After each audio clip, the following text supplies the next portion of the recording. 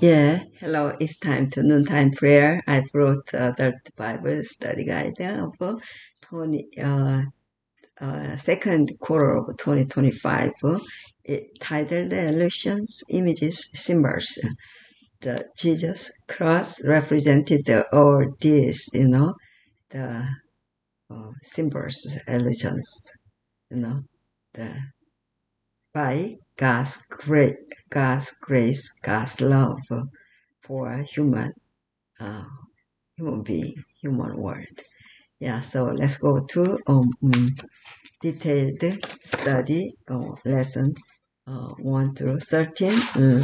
Let us keep through all these lessons. So we're gonna study the lesson 11, Ruth and Esther. So lesson 1, some principles of prophecy. 2, the Genesis foundation. 3, images from marriage. 4 and 5, the nations part 1 and 2. And 6, understanding sacrifice. 7, foundations for prophecy. 8 and 9 in the Psalms part 1 and part 2. And 10, upon whom the ends have come. 11, Ruth and Esther. 12, precursors. 13, images of the end. So today is the Monday, the Ruth and Boaz, and the Ruth and Esther. Memory text comes from the Esther 5:2. So it was when the king saw Queen Esther standing in the heart that she found favor in his sight, and the king held out to Esther the golden scepter that was in his hand. Then Esther went near and touched the top of the scepter. And Sunday is famine in the house of bread.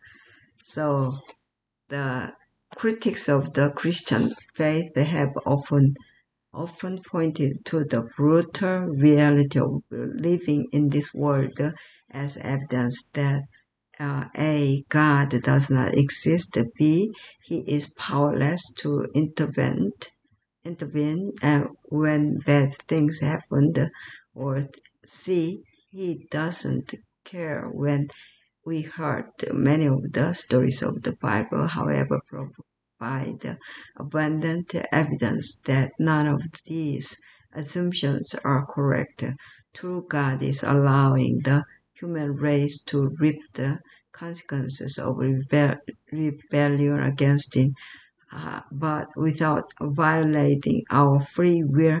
He is always present, always working in human history, always moving us toward the ultimate resolution of the problems of sin and suffering. The story of Ruth provides one such example. So, and Ruth and Boaz, Monday, um, Naomi asked that her name is changed to Mara because of the bitterness that had fallen over her life. See Ruth 1:20.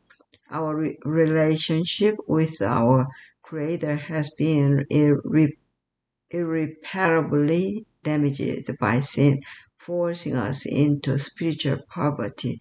Our prospects are dim, and we spend our lives gleaning what we can from the edges of the field, living on the scraps of joy that can still be found in a broken world. But it all changes the moment we make a remarkable discovery. God has not forgotten us. Read Ruth 2, 5 through 20. Why is this such a pivotal moment in the story? Why do you think Naomi's discovery of the benefactor's identity was such good news? Naomi could not take possession of her husband Elimelech's land without obtaining assistance from her husband's family. She hopes that Ruth can marry a close relative of her deceased husband and bear a child Elimelech's name, but God had made provision in Israel for uh, individuals to reclaim their inheritance in the promised land. A close relative was needed to redeem Elimelech's inheritance. Boaz was not just a kind farmer, he was a kinsman of Elimelech who could redeem the land. The discovery that Boaz was not only uh, kind-hearted and generous, but a relative was the best possible news. The poverty in which these two women existed did not have to last forever. Christians have long understood Boaz to be a type of Christ who is not only our creator but chose to become our kinsman, a real flesh and blood human being. One of the reasons why again and again he called himself the Son of Man, Matthew 12:8, Mark 8:31, Luke 22:22, John 3:14. Far too many people think of God in harsh terms. Example, perhaps He will let us into heaven if we check all the correct bonds on a moral inventory, but He will do so grudgingly because we have scrapped by one of technicality, the picture of Christ, relieved in Boaz completely displays such notions. God not only notices us, but in spite of our deep spiritual poverty, He wants us as His bride. Try to wrap your mind around not only the Christ becoming part of his own creation, but they then dying for it. How should this astonishing truth impact how we view our own existence? Yeah, and Tuesday, Boaz as Redeemer. Yeah, yeah. Boaz was falls deeply in love with Ruth and wishes to marry her, but there is a significant barrier.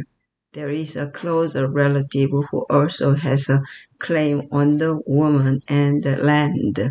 If we consider Boaz to be a type of Christ, this situation may reveal an issue at stake in the great controversy. Christ loves us, but there is a closer relative who also has a claim, Satan. What do the following passengers reveal about Satan's claim on humanity? Job 6 through 11, Matthew 4, 8 and 9, Jude 1, 9, Luke 22:31. When Satan appeared in the heavenly council, he told God that he had been going to and fro in the earth, Job 1:7. And when God asked him if he had noticed the righteous Job, Satan laid claim to him as one of his own, suggesting that Job's heart did not really belong to God. That is, he really follows you only because you are good to him. Stop being good to him and see who truly has Job's allegiance. In Jude, we see a brief reference to a story that was well known in Israel after Moses had been buried by God. Deuteronomy 34:6. He was later resurrected, though we are not privy to the details. The text itself, which says that they disputed over the body of Moses implies that Satan was making some kind of claim on it. For the first time, Christ was about to give life to the dead as the Prince of life, and the Shining Ones approached the grave. Satan was alarmed for his supermercy with his evil angels. He stood to dispute an invasion of the territory that he claimed as his own. He boasted that the servant of God had become his prisoner. He declared that even Moses was not able to keep the law of God, that he had taken to himself the glory due to Jehovah, the very sin which had caused Satan's banishment from heaven, and by transgression had come under the dominion of Satan. The Patriarchs and the Prophets, page 478. Obviously, Christ refuted Satan's claim and Moses was resurrected. See Matthew 17:3. Yeah, in Ruth 4, 1 through 12, Boaz travels to the gate of Bethlehem, the town where Christ would enter our world as our close relative. The elders gather, and finally a sender, a symbol of ownership, is exchanged. The gate of a village is where cases will be decided. This is a type of judgment scene. It reflects the judgment scene of Daniel 7:13, 14, and 22, and 26, and 27. We must not miss this critical aspect of judgment. Judgment is in favor of saints, but only because Christ paid the price for us, just as Boaz did for his bride. Yeah, thank you. And let's go to pray the Lord's Prayer. Yeah, Wednesdays are Haman and Satan. Yeah, let's pray.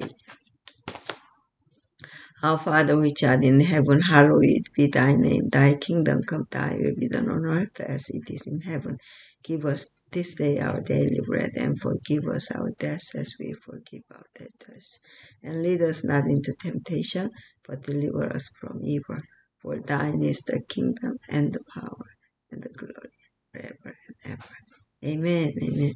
Yeah, may God bless all of you. I'm so sleepy, yeah. Because my grandkids, 3 grandkids, stayed on through the night. So maybe 11 more o'clock p.m. I just started sleep, and 8 before 8 a.m. I woke up and prepared for their morning meal, and I just look around there, the house, my neighborhood, the one corner, the of the road, there are lots of toys, kind of not just the images, the animals, or the princess like that. So I show for them.